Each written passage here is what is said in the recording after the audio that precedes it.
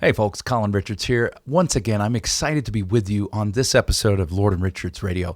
And today I'm going to be talking about what it means to be wealthy, healthy, and happy for life. As a matter of fact, this is going to be a 3-part episode, and we're going to be addressing this from the standpoint of the people I'm talking to every single day, just like you. Because what I'm hearing in people's voices is they have concerns, they have problems that they fear are going to get in the way of their financial future and ultimately their happiness. And as you know, some time ago here on Lord and Richards Radio, I decided that the format of our show would really involve everything about living that fulfilled life that we call being financially independent. Yes, of course, finances, but also faith, family, and fitness. And so across these episodes, I'm going to be sharing with you the wisdom that I've gleaned from others just like you after meeting with thousands and thousands of people, listening to some of the greatest leaders on the planet. What can we learn about the powerful tools that are available, the powerful wisdom that's available to lead a wealthy, healthy, and happy life? So we're going to begin this particular episode talking about being wealthy. And by wealthy, of course, I understand I'm talking about money, and that the people I'm talking to, just like you, every day are telling me money is important, but it's not the most important thing. But here's how we view it at Lord and Richards. Money is foundational to being able to do more in the realm of faith, more in the realm of family, more in the realm of fitness to maintain your body, mind, and soul. And so wealth is critical. It's vital. And I'm going to do this from a multi-generational approach today, starting with people who are in their 20s. I realize you can start building wealth even when you're a child. As a matter of fact, if you have the courage to read the gigantic book called Snowball, the story of Warren Buffett's life, you'll learn that really his compounding began as a child on his paper route. And I would not deny any child that opportunity. I just realized they may not be listening to this podcast or radio show.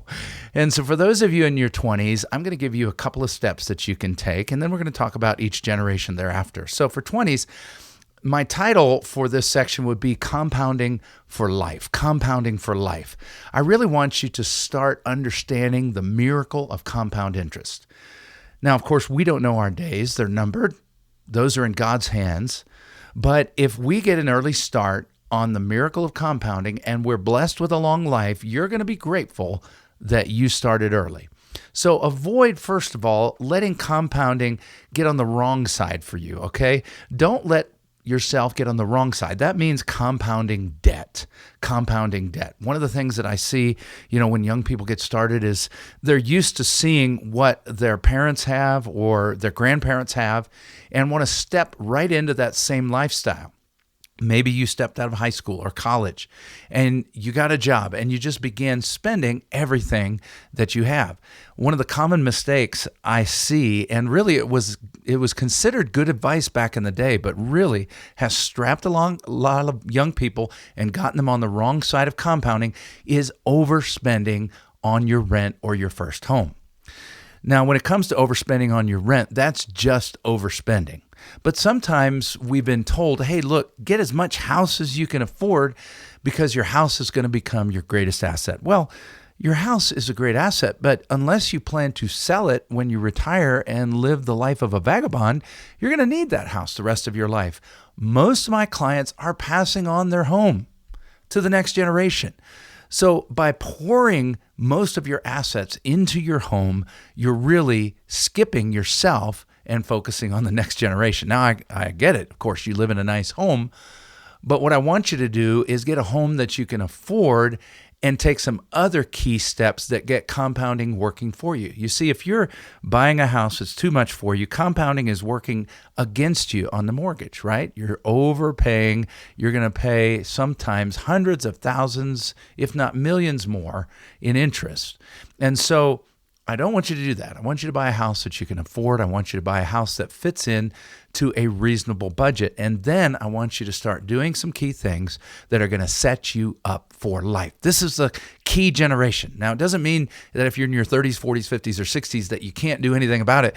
But what I'm telling you is, you folks in your 20s, if I could get you in front of me in my office and talk to you, I would love to share with you what it means to start early building your financial foundation. Here's a great formula I'd like you to take, and you can just remember it with the 5 fingers on your hand.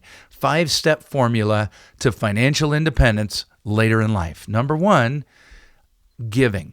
If you'll prioritize giving, first of all, when you get your paycheck, right? For those of you who have a vibrant relationship with God and want to be a part of giving to Him, perhaps a tithe or more, that should come right off the top, 10%.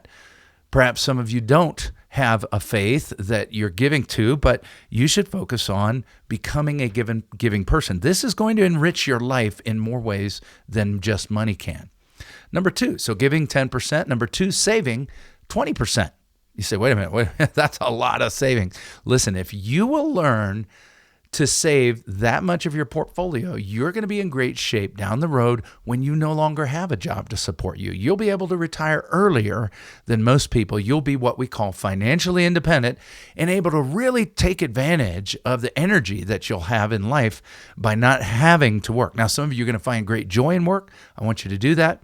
But here's number 3, spending. That's your budget. Okay, that's everything, including your taxes, right? So that's a tough one. If you'll spend no more than 50%, I was so amazed to be with a couple recently. They're a fantastic couple in their 30s, and they live on half their money.